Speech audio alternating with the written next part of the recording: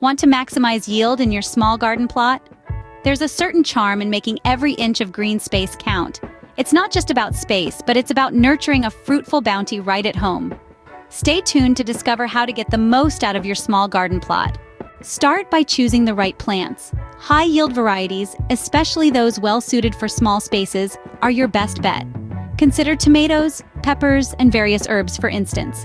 These choices lay the groundwork for establishing a prolific garden. Choosing suitable plants sets the foundation for a bountiful harvest. Next, consider implementing vertical gardening.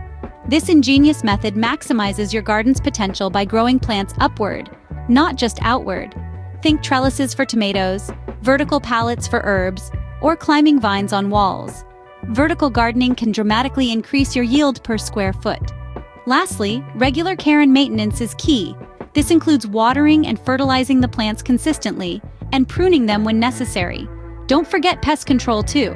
With regular care and maintenance, you can ensure your garden is always at its best. Maximizing yield in a small garden plot is achievable with the right steps.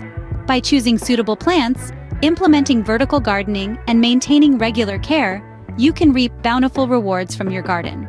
Don't forget to like this video and subscribe to our channel for more gardening tips and tricks.